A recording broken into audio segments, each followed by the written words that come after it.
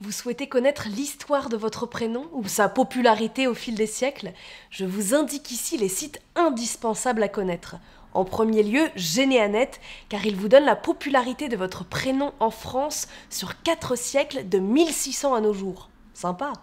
Sur Généanet, allez d'abord dans Ressources, puis Origine des prénoms.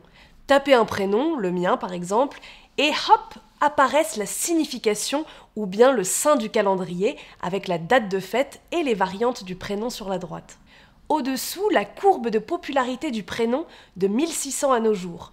Pour Mathilde, 2 pics très nets, les années 1860, puis les années 1990-2000, et ça repart à nouveau très fort actuellement. À côté, quelques personnalités de ce prénom dont la généalogie est sur Généastar.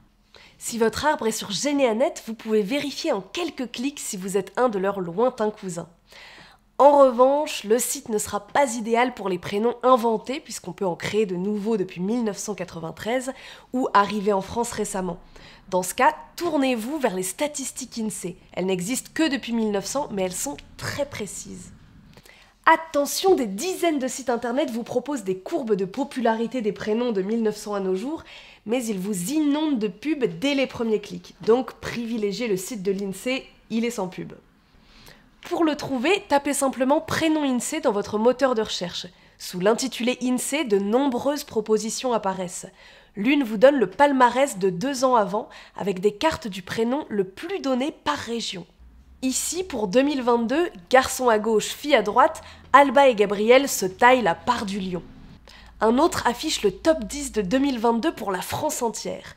Ici, toujours pour 2022, le top 10 des garçons à gauche et des filles à droite. Mais le plus amusant est de cliquer sur « Outils interactifs sur les prénoms ». Il vous affiche les courbes de popularité depuis 1900 pour les prénoms de votre choix. Ici, par exemple, j'ai fait la recherche pour Jade et Gabriel. Vous ajoutez un prénom en le tapant à gauche et en cliquant sur « plus », et vous le retirez en le tapant dans la case de droite et en cliquant sur « moins ». Ça vous permet par exemple de mettre sur un même graphique les prénoms de tous vos enfants, de tous vos grands-parents ou de tous vos copains. Ou de comparer, comme ici pour Camille, les courbes de prénoms mixtes.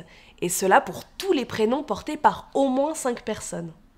Mais si vous êtes curieux, vous voulez en savoir encore plus, par exemple où il était porté ailleurs dans le monde. Interrogez alors le site forbeers.io en accès libre qui vous donne la fréquence des prénoms par pays, avec une carte, ici pour le prénom Camille toujours, et un tableau par pays indiquant la proportion masculin-féminin. On voit ainsi que le prénom Camille n'est porté que par des filles au Canada, que par des garçons au Cameroun, et qu'en France il est féminin dans 76% des cas. Statistiques et cartes datent de 2014, mais ça donne une bonne approche. Attention à bien choisir prénom et pas nom de famille pour ceux qui existent dans les 2 catégories, puisque vous n'auriez pas les mêmes résultats. Côté étymologie, en revanche, Forbeers n'est pas fiable, l'INSEE n'en indique pas et Généanet pas toujours. C'est dans ce livre, réédité tous les ans, présent en librairie comme en bibliothèque, que vous en trouverez le plus, 12 000 pour l'édition 2024. Et pour finir, savez-vous comment trouver le jour de fête d'un prénom ? Ne vous fiez pas au calendrier, 365 jours, ça ne vous fait au mieux que 365 prénoms, alors qu'il y a plus de 40 000 saints.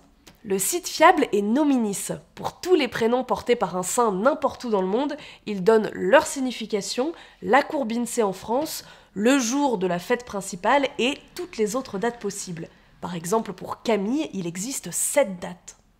Cliquez sur le nom du saint et vous aurez le récit de sa vie et son jour de fête. Je rappelle que vous trouverez sous la vidéo tous les liens vers les sites que j'ai mentionnés. Donc évidemment, il existe plein d'autres sites sur les prénoms, souvent inondés de pop-up de pubs, utilisant les statistiques INSEE, mais donnant aussi des informations farfelues, comme le caractère du porteur. Comme si les 187 000 Camilles qui vivent en France avaient le même caractère. Bon.